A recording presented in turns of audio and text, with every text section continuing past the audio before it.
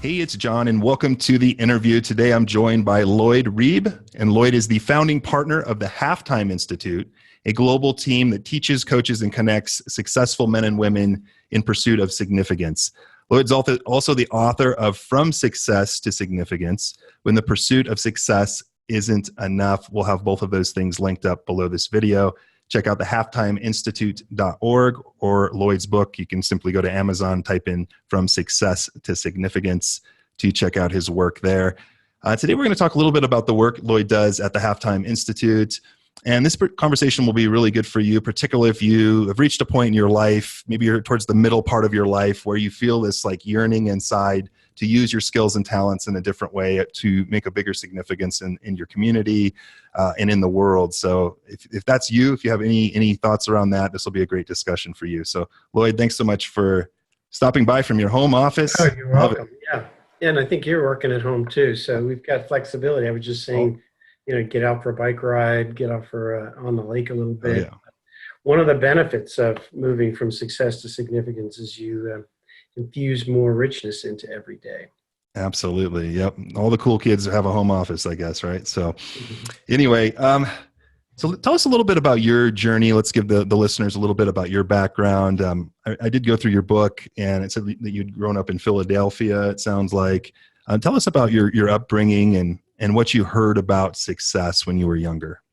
Yeah, my dad was a classic executive in the 60s and 70s, and we lived in Philadelphia for about 10 of those years. He took the train from Philly to New York every day. And, I can remember thinking, wow, how does that work? It's a 90-minute train ride in and out, and blue suit and shiny shoes, and, a lot of pressure. And but at the dinner table, I learned a lot about business just listening in on him and the everyday life of an executive in that era.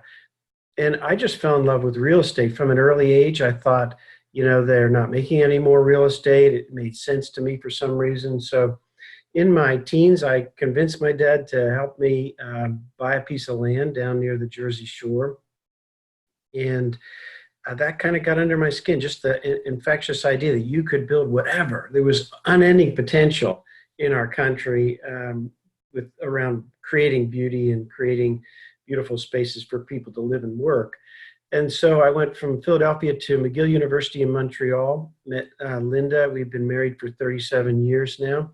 And I started at TD Bank and quickly realized that I really wasn't designed for corporate life. I was probably a bad employee, but a great partner. And so built a partnership with my business partner, and we started developing real estate. And that sort of gave me not only the thrill of creating beautiful places for people to live, but also some financial freedom that started to sort of find its way into my life. And it caused me to wonder, okay, is this all there is? Do you just keep building more buildings, accumulating more stuff and junk? Or is there something deeper, richer, more meaningful that you could infuse into your life along the way? And that's kind of what triggered this journey for me. Okay, perfect. Yeah. And so you discovered this for yourself, and you co-founded Halftime Institute, right? So, or you're one of the founding members, I believe, of that organization. So maybe you can tell us a little bit about the work you guys do there. Well, what happened to me was I started looking for how can a real estate developer make a contribution in society. And I sent my resume to 40 major nonprofits, some of which you would know. And I just said to them, here's my background, here's my education, my time is free. How can you use me? And I found out there was no one making a market between talented leaders in the business and professional life and some of the biggest needs in our communities. I basically got rejection letter after rejection letter from these organizations, just not knowing how to use the skills of somebody that had spent their career as a real estate developer. And that's what caused me to realize that there's a pool of people that are reaching this season of life where they have options about how they spend the rest of it. They may not be affluent. And we still own our business. So it's not about leaving your career or something like that, but it's about looking for more meaning, joy, and balance and impact in the next season once you've achieved some measure of success. So I thought, wow, this is a generation, probably the first generation that when you get to midlife in your 40s or 50s, you've got 30 bonus years you didn't have before. It dawned on me that the average life expectancy in America just 100 years ago, John, was 47 or 48. Right. So, back then you got to the season of life, you were tired, you were a manual worker by and large, as opposed to a knowledge worker. So your ability to make a contribution was dropping just from the sheer fatigue factor. You probably had multiple children. Some of them might have passed away. There were aches and pains that you were experiencing that you and I wouldn't put up with in life today. And so this is a generation of people in midlife that have achieved some measure of success, and they're looking for more meaning and purpose in the next half. And there was no university for the second half of life. Right. And so you guys created this training program and coaching program to basically work with folks that are maybe at that point in their lives where maybe they've had vocational or financial success, but they just don't feel fulfilled by that. And you help them, create structure and define what that is and get into action around that plan. Yeah, that's exactly right. If there was a university for your second half, what would it include, right? So a little bit of teaching around what it is that makes for a healthy midlife renewal. How do you finish well? And a little bit of peer input and perspective, some exposure to what other people are doing in their second half. That's one of the best things that helps people, particularly business owners, reinvent themselves, is to see a wide variety of stories of other people and how they're using their time and talent in the area of their interest to make an impact in the world. And then coaching is really, fascinating. I've always had a coach. As a gymnast, I had a coach and a mentor. And in business, I had a mentor. It dawned on me that the fastest swimmer in the world has a coach. Right. And the reason is you need somebody to be a sounding board who's maybe been around this before. And so at the Halftime Institute, we just started out in 1997 doing catalytic events for CEOs at like YPO, Young Presidents Organization, and many different settings around the country. And in the process, my mentor, Bob Buford, was being mentored by Peter Drucker, who, when I was in business in school at McGill, was one of the prominent writers around business topics. And he said to Bob, smart people need a safe place among their peers to think their confusion out loud. And he was really mapping out what it takes for a talented business leader or professional leader to gain perspective about the rest of their life and to find out where they're really talented, what their core contribution can be, and create a platform to live that out. So we've created safe places now. Instead of just doing talks around the country, which really don't help people very much, create a space where you can be with peers, which is the secret sauce, with some process, some coaching, and a lot of exposure to what other people are doing to give their second half more meaning and purpose. Yeah. I'd like to get into a few examples in a second, but first off, how do you, in your experience, how do most of your clients, how do they tend to define success in the first half of their lives? Well, I think largely about what am I doing to accumulate for me? Right. Either acclaim, position, obviously wealth, but it could be other things like pleasure or just plain status. It's a journey of acquisition. And it's funny because at some point, invariably, it comes to an end where you just think, gosh, this just more is not going to do it. It's not going to fill this void in my life. And I love the story of the ancient persona of Solomon, who had all this stuff. And, it just perhaps one of the wealthiest people in history, and you look at it in comparison to today's wealth.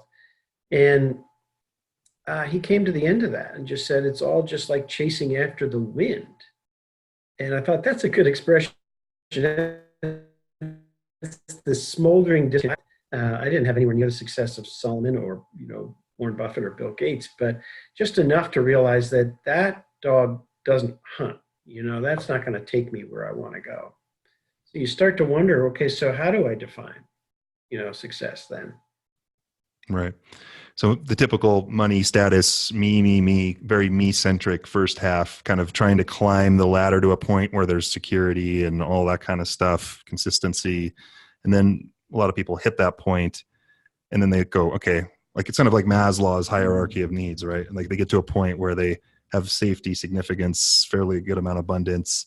Then they look for belonging, then they look for self-actualization and those kind of things. So what are some examples of some of your clients who have redefined success for themselves? I mean, do they all start something new? Do they stay at their current thing and just change their time commitments or involvement? Or what are some examples there?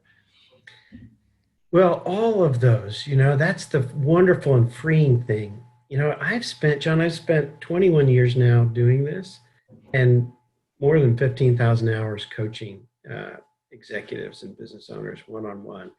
And so, as you can imagine, to stick with something that long, it has to be your calling, right? Your destiny. But I find so much joy. I spent the morning doing that before you and I got on the phone here. And what's interesting is the process is almost always the same. But I've never met two people with the same calling that do the same thing at the end.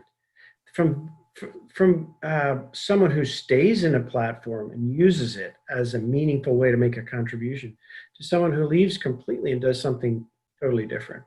And some examples would be Joel Hackney is a business owner, started in GE as a young, very talented leader, was kind of brought along by Jack Welch back in that era, took over leadership in one of their first acquisitions in Eastern Europe. And when he came through the Halftime Institute, he was looking over his shoulder at his family where his mom had 7 brothers and all of them were ministers. Now, if anybody's got pressure to kind of stop being the black sheep in the family and business and go into some sort of nonprofit thing, there's a guy that would have that pressure, right? But in his peer group, it became overwhelmingly evident that he is a world-class clinical corporate CEO. That's his best contribution. So how do you create a platform that is using your skills as a corporate CEO to make a compassionate impact in the world? And so he bought another company that's private equity backed. He's got about 7,000 employees today, and he's just creating a loving, nurturing environment where they care for the physical, emotional, spiritual needs of their 7,000 employees. And then they look for ways to make that same difference in the communities where they serve.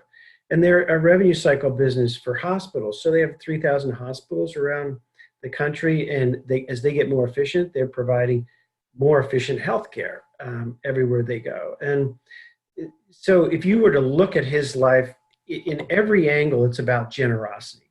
Whereas if the first half is about success, it was Joel accumulating, the second half is about significance, Joel giving what he has to make a difference in the lives of others. It's including his own generosity. After all the dust settles, he runs a very profitable business, to caring for the people. I was with him on the weekend once, and I got a text. He got a text. We were sitting at a restaurant. He got a text on a Saturday night from somebody that works for him in a totally different city. He's met this person once, but she doesn't report to him, saying, "Could you please pray for my son? He's had a critical accident and is in intensive care." Now, that's a culture where if you have a crisis, you go to the CEO. I mean, that's moving from success to significance. And then I think of Tana Green that came through Halftime and discovered that her passion was rooted in the pain of her past. She'd gotten pregnant when she was 16. She got married then, and for 4 years she was beaten up by her husband. And at age 20, she broke free from that. And she said, I'm never going to rely on somebody again. I'm going to own my own business. I'm going to own my own home. When I met Tana and started this journey with her, she was about 50 years old. She had 2,500 temporary employees in her business, mostly forklift truck operators. And midway through, she was saying, I'm not really sure what I'm passionate about. And one of the colleagues in her group said, well, Tana, you shared with us that you were abused, you experienced domestic violence. What about that? Is there any way you could use the pain of your past as a passion for the future? So, she just simply started by writing an article in her city magazine about her experience. And then she was at Fresh Market checking out with the groceries, and the lady checking her out said, "I know who you are. You're Tana Green." And she said, "Well, how do you know me?" And she said, "I read that article and I tore it out and I gave it to my friend. And it gave my friend the confidence to break free from 20 years of being beaten up." Yeah. And so Tana hasn't sold her company. It's a platform to be able to serve people, but she's now the chairwoman for the domestic violence uh, ministry in her city. She's written a book about it. And she's realized that the thousands of temporary employees that she has in her team, some of them are involved in domestic violence, and she can make a difference in their lives. And then other people will leave their role and go do something else. I remember Edgar Sandoval came to the Halftime Institute. He was the head of feminine products globally for Procter and Gamble. And he had grown up in poverty as a child in South America, and he had a deep passion for kids growing up in poverty or living without hope. And so he had the courage to, even in his 40s, leave a senior executive role at Procter and Gamble. And today he's the CEO of World Vision. And he has 49,000 staff around the world. They touch 70 million kids' lives a year. They have $2.9 billion budget. It's the same scale that he was trained to do, but it's connecting his pain of his past in poverty with his talent in basic merchandising. Yeah. Now, those are some great examples. Using your own business and your current situation for the greater good, stepping out, becoming a thought leader, like the one gal did with the article, and sort of sharing her message with more people. It's true, I've interviewed a lot of people on this show, even that, you look at their businesses and, okay, one's selling like office furniture or another one selling, nearly used cars.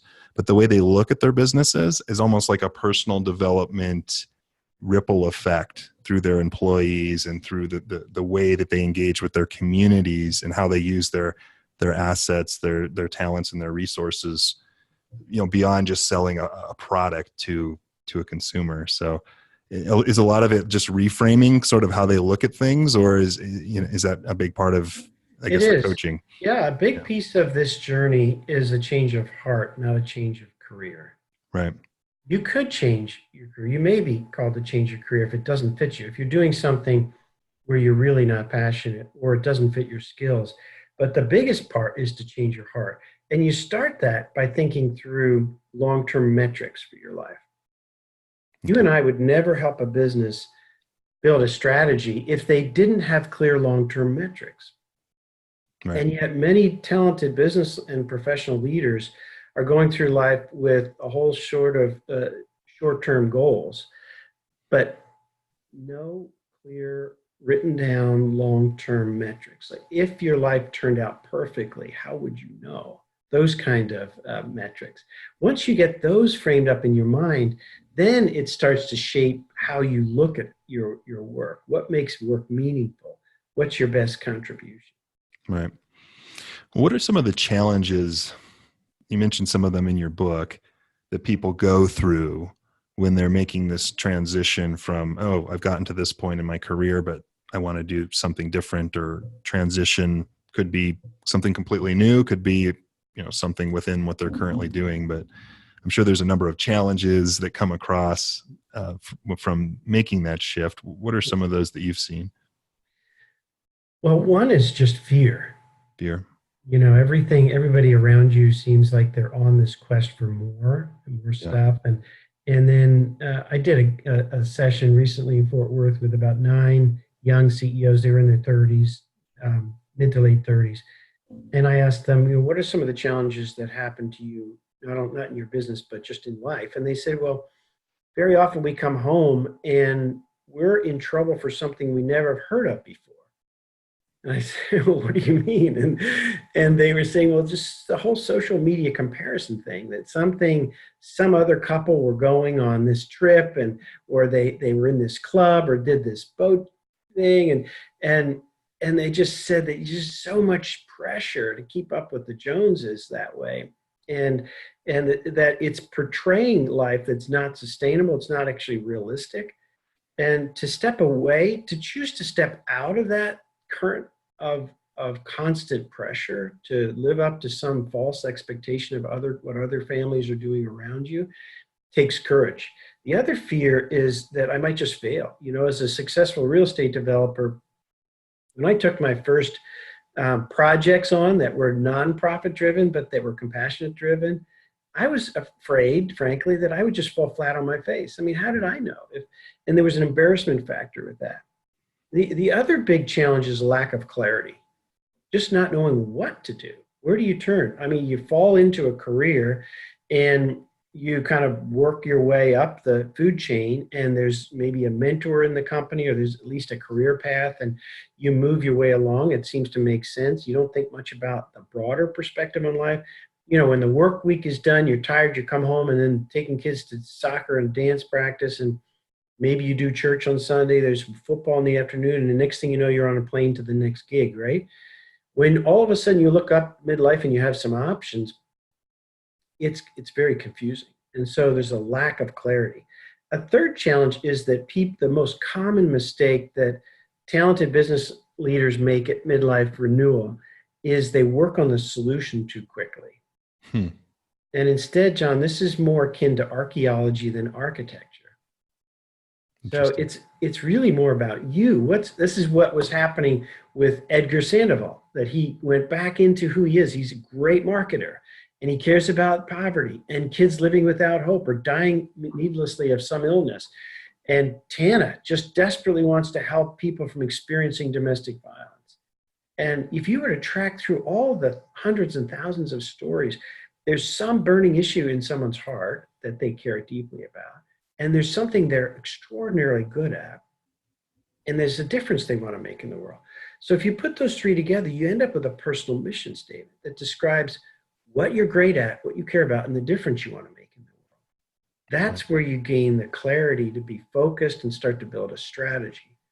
So you really need a little bit of a process to work through that. But to identify what your fears are that are standing in the way, and to gain the clarity you need, and to not start on the solution, instead work from the inside out.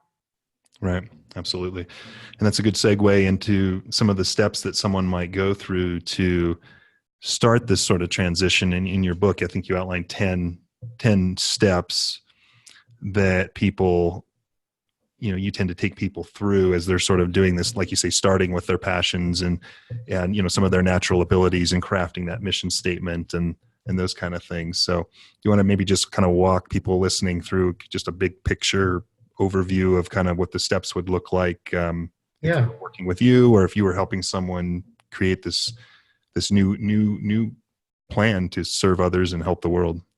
Mm-hmm. Yeah, well, the starting place is that big long-term question that we talked about, John, that, if your life turned out perfectly, what would the elements be? And you can think, well, you could answer that in a few minutes. I spent a whole month on that about 18, 19 years ago. I wrote pages of notes and boiled it down to one page. And now I have it in a little card in my wallet that's about 1.5 inches by 1 inch. And these are the 6 metrics for my life. In other words, if you and I bumped into each other 35 years from now, and you looked at me and said, "Lloyd, so good to see you. Wow, you're looking old." And I said, "Thank you very much." Because let's see, 35 years from now, I'd be like 90. So if you said to me, "How did it go?" And I said to you, "It went perfectly." These 6 things are those things I'd have to scroll through in the back of my mind to draw that conclusion. And I've had them in my wallet. Every time I stand in line to check in at an airport, I pull that little card out and I look at it and ask myself, am I living my life in alignment with these desired long-term results? That's the very first place. What are some examples? You don't have to share yours if you don't want, but just that couple of like common metrics you see for your clients or. Yeah, well, surprisingly, just like each person's calling or destiny is unique, each person's metrics are. So one that's on mine is that I would become someone who gives liberally. I just wanted to characterize me everywhere in my life, that I'm extravagantly generous. So with my time, with my eye contact, with my care, with my money, I'll tell you, it turned our whole financial plan upside down. Our financial plan used to be driven around total net worth. And now for the next 20 or 30 years, our financial plan is driven around total lifetime giving. In other words, everything is designed to maximize how much we can give away because the simple principle, I mean, it's a no-brainer. It's better when you give than when you get, right? Haven't you experienced that? It's just so much better when you give a kid something and the kid's eyes light up and or you give a friend something that's sweet. Like you sent me a gift the other day and I opened it up and it's a wine opener, right? It's got my name on it. And I thought every time I use that, I'll enjoy it, right? Well,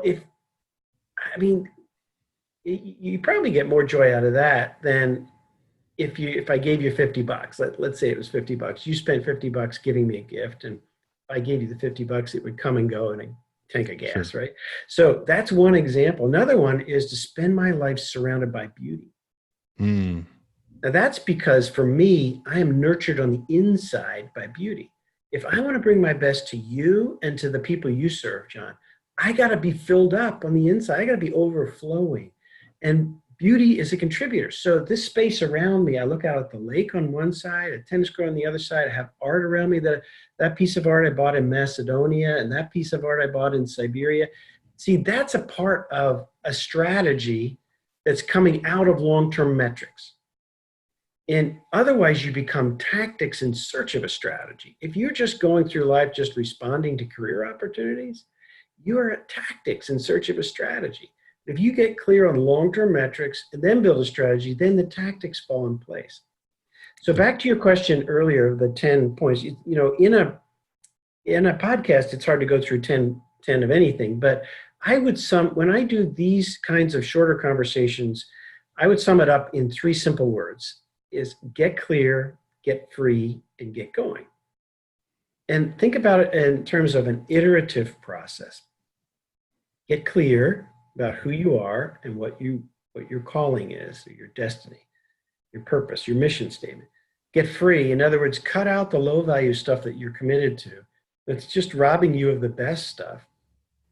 And then get going. In other words, it's going to take action and intentionality. Building a great life of significance is about leadership and intentionality. So you got to start, but don't make a big outsized commitment. Do a low-cost probe. Big outsized commitments are often a waste of time and a bad learning experience. And my first deal that I did was I signed up to mentor prisoners for 6 months. We operate retirement homes. So I was walking down the hall one night in one of our retirement homes. This elderly gentleman came up to me and he said, "Lloyd, I've been thinking about you, young man." He said, "You're going with me on Tuesday night to prison." And I said to him, "Mr. Kerr, I don't do prison. That's not my people group. It's not my thing." Like he said, "Tuesday night, you and me." And then he pointed at my eyes, like focus. Better be there, huh? Said, "You're doing it." So I said, "Okay, I'm going and I'll go with you." So I wasted a Tuesday night in prison.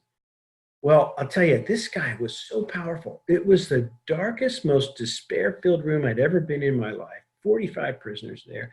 This guy brought hope and compassion and light and perspective. And wow. I had to bite my cheek to keep from crying. It was that powerful. So I said to him on the way home, I said, "Well, Mr. Kerr, what could I do? I mean, I'm just a real estate developer."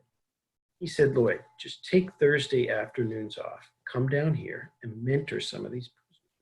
Wow. That'd be intimidating for you. Oh yeah, because I'm 5'7" on a good day, and I wasn't used to that culture, and I'd basically been privileged, my whole life. So anyway, I took Thursday afternoons off, and I thought that was gallant of me, right? I thought that was generous of me. Here I am. I got the answers. I'll tell you, the first thing that happened to me in the getting going part was it was humbling because I was terrible at it. It was a bad day in prison when I showed up. I mean, I couldn't relate to these young guys. I thought I had answers. It must have just been nauseating to sit listening to this guy tell you, "Well, why'd you do that? And what about this? Or what do you think about this? When you get out, you could do this." And one day on the way home after an afternoon of mentoring those guys, I was kind of talking to myself, and this was the first big lesson was I realized, who are you to waltz in there with smart answers to these kids. Your dad never punched you in the face. Your mom was not a prostitute. No one ever shot at you on the way to school. You just grown up with privilege. Like, why don't you just show up and listen? Maybe you'll learn something from them. Hmm. Now, that was helpful, but really I was no good at that. I should have done a few times without and not signed up for 6 months of that. So that was a pretty high cost probe. And the best approach to getting going is to do a low cost probe. So when you get clear on your strengths, your passions, and your purpose, your mission statement. When you get free, you create margin in your time, money, and emotional energy.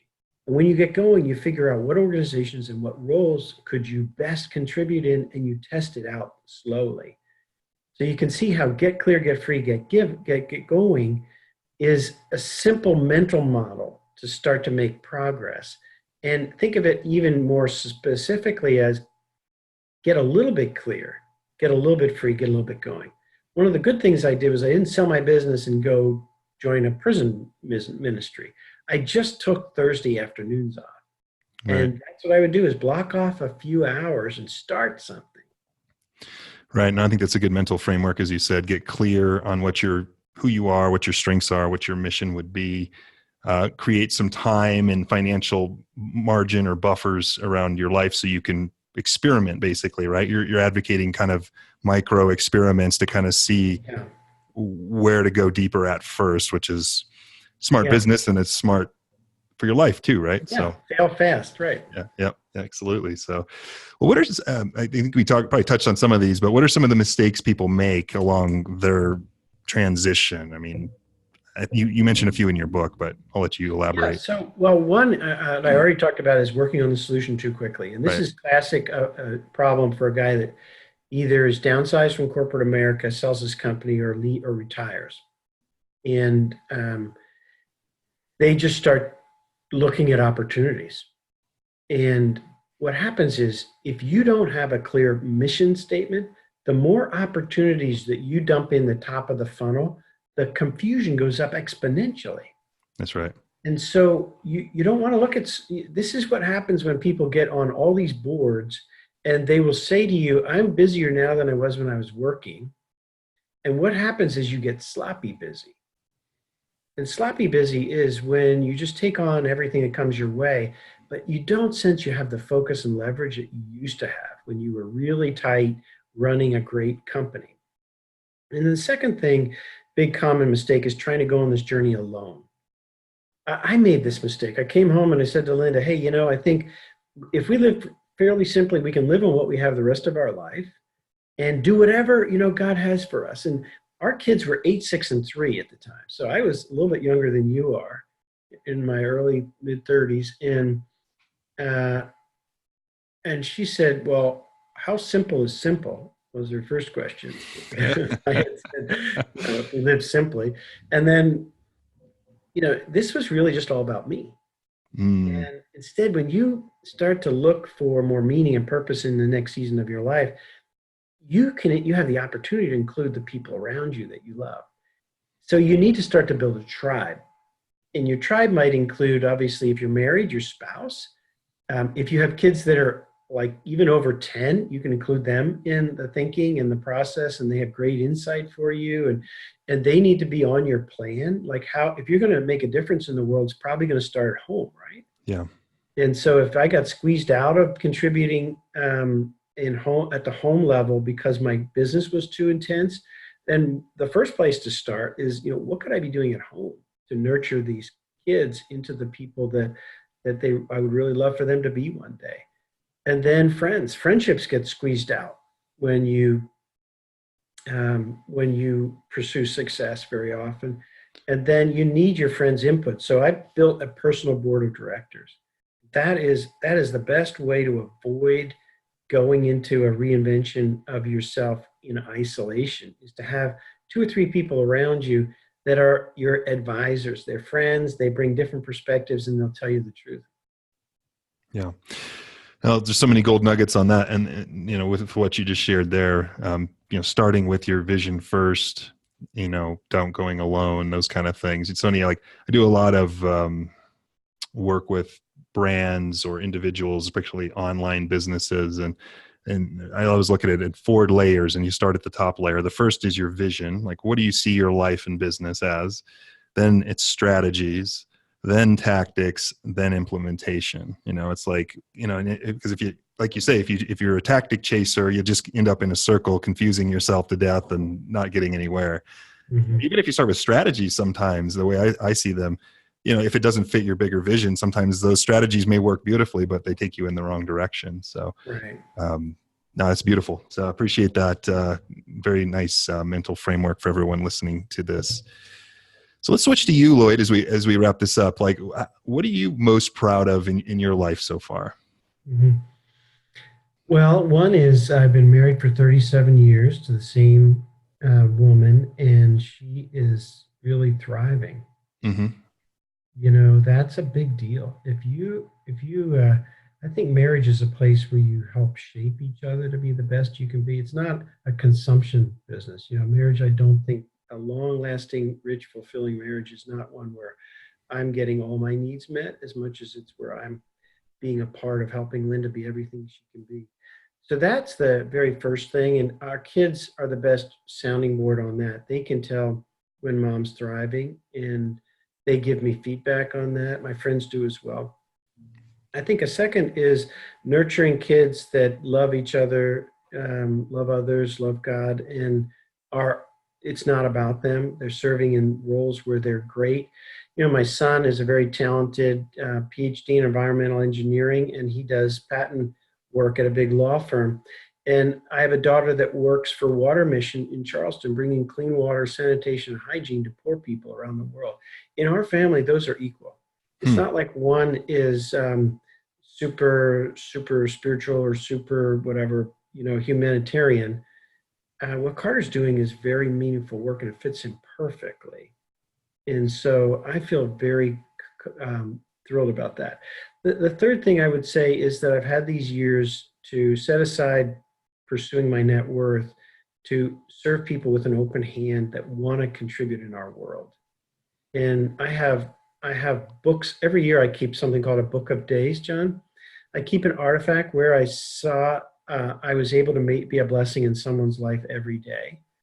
So I have 7 or 8 books now of 365 artifacts of places where I was able to be a blessing in someone else's life. They might have sent me a little card, or they might have inspired them to write a book, and I'll tear out the title page and I'll put it in this book of days, or they, just all kinds of ways that artifacts. When I started that exercise or that discipline, I wondered if there'd be anything to put in those books.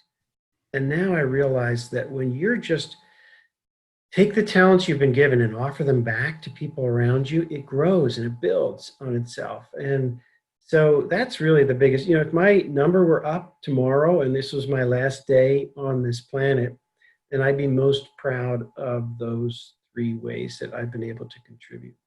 Beautiful. And then how do you see your legacy or the impact you want to make moving forward with the remaining time you have on this planet?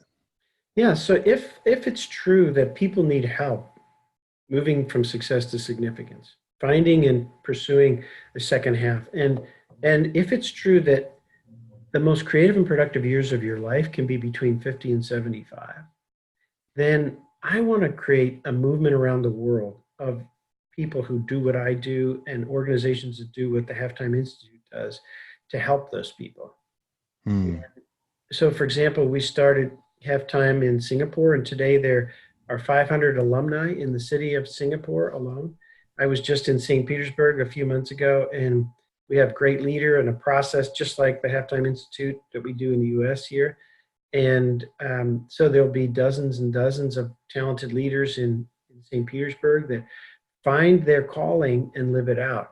So what my purpose for the next 10 years, at least, John, is to replicate myself, to find other leaders who are called to serve their peers using the process of the Halftime Institute, and we build a great brand and give everything I have away so that they can serve others. I love that. So expanding more offices, more just the whole movement, the whole Halftime movement, basically around the world. Yeah, and the phrase that it's in my mind is 100x. Yeah. In other words, I'd like every day of my life to produce 100 times in terms of benefit to other people. And if you do that every day for the rest of your life, they'll start to compound.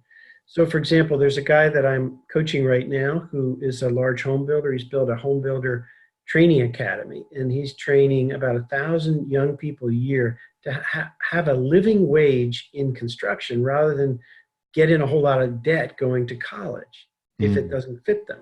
Yeah. Well, I want to help him create 20 of those around this country, and hopefully 20 or 30 or 50,000 jobs, living wage jobs for people who could be a great plumber or a contractor, a carpenter. And if we did that for 10 years, that'd be 500,000 jobs in our country. And that's just one guy's legacy. So that's where you get to 100x. Well, and think of the education industry right now is ripe for disruption. And, with the technology and the mediums we have today, it's, there's already some companies starting to move that way, as far as like, online education or, a combination of offline, online, there's just so much more leveraged impact we can make these days.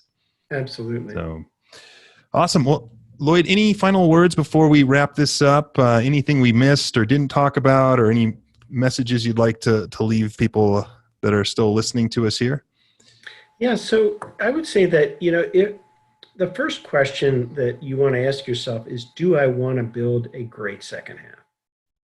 Or do I want to drift and just consume what I've been given so far? And if you're going to build a great it's a fundamental question. I want to build a great second half. It's not going to be about you. It's going to be about helping others. And one of the richest things along the way will be the relationships. If you just hear the joy in my voice, it's because of all these relationships, right? I don't think I've talked about money once. Money was just a platform that gave me some freedom. And so if you're going to build a second half of meaning, purpose, joy, and impact, if you want your most productive years to be between 50 and 75, then you got to get clear, you got to get free, and you got to get going. And in order to do that, you need 4 things. You need process, you need peers around you, you need case studies, and you need coaching. So that's everything that we've wrapped together into one bundle at the Halftime Institute. You could do a virtual cohort, you could do just one-on-one coaching, you could meet 4 or 5 times with peers around the country.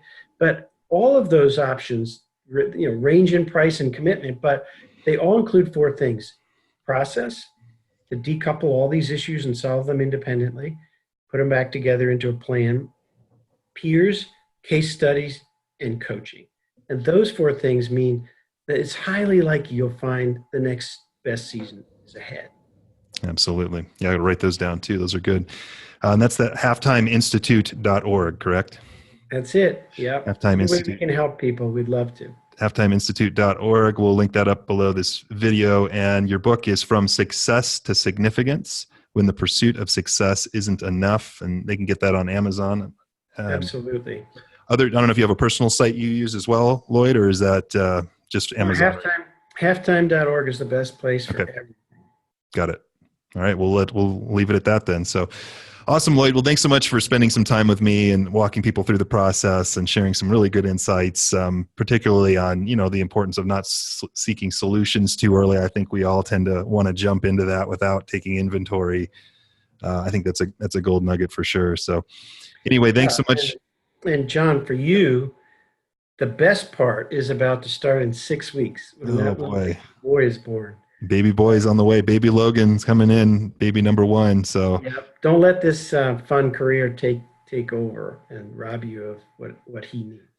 I've always been kind of a weird bird. I've never wanted to pursue the big multiple 2,000 employee lifestyle business. Mine has more been, how can I create time and freedom and return on time and, those kind of things. So I have a pretty good balance. I'll have plenty of time for him, and I'm looking forward to investing that time in him. And way to go. He's lucky to have you as a dad. I appreciate that. So hope everybody enjoyed this discussion with Lloyd Reeb. Check out the halftimeinstitute.org, and we will catch you all on the next one. Take care.